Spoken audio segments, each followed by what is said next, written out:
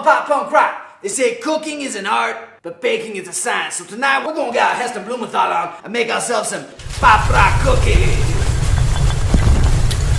Oh yeah!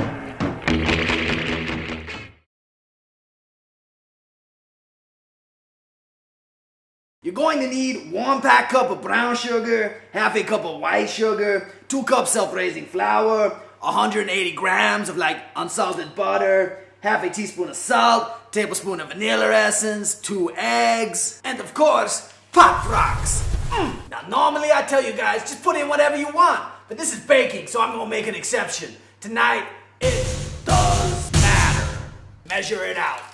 Preheat your oven to 160. Sift the flour and the salt together and then set it aside. Now the secret ingredient in this is the salt, alright? It enhances and brings out all the other flavors. Without it, you've got that bleh, kind of high-end sugary taste, but with it, it kind of mellows them out and makes it more complex. And the best thing, you won't even taste it. It's just working there like magic. Now if you don't have self-raising flour or you're American, then you could just use plain flour with some baking powder. It's about 1 teaspoon to a cup of plain flour. But don't make it harder on yourself than you have to, Holmes, alright? Keep it simple. Next, cream the butter. You can do it by hand or with a rusty pair of pliers, but it's hard work. Use a mixer if you got one and save all your strength for eating all those sweet, sweet cookies. Creaming the butter instead of melting it means you're letting all the air in and you're gonna get a lighter, kind of fluffier cookie, alright? It's gonna be que rico. Start with your butter and then add your sugar in as you go, okay? Cream it like it owes you money. Next, beat in the vanilla and the eggs. Then you mix in the flour and the salt until just blended. If we were doing chopped chips, this is when you put them in too. But we ain't doing those. I know what you guys are thinking. Brown sugar and white sugar? Are you advocating for racial harmony, Lukio?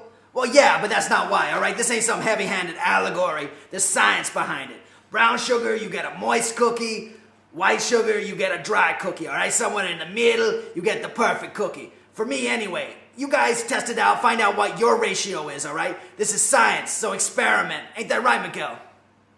Roll them into little balls, about 1/4 of a cup, and then put them on a greased baking paper tray, alright? Leave a little space between them, otherwise you might just end up with one giant cookie. Which, could be alright too. That should make 12 cookies, depending on how big you like them. But always leave a little left over on your beaters, alright? 2 beaters for 2 amigos. Just the 2 of us. Like lovers, ovens all have the same parts, but they each work a little differently. Okay, so put them in for 15 to 25 minutes, but keep an eye on them, okay? When they get all crisp around the edges and they got a nice golden brown color, rip them out. While we're waiting for them, I can tell you a joke. When should you take a cookie to the doctor? When it feels crummy. No? Nothing? Not even a courtesy laugh?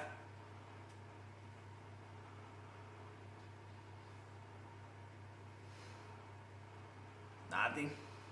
Okay, cookies are out. Now while they're still warm, take your Pop Rocks and just squish them in there, alright? Squish them on top while they're nice and soft. This is still 1 pop punk rock, baby.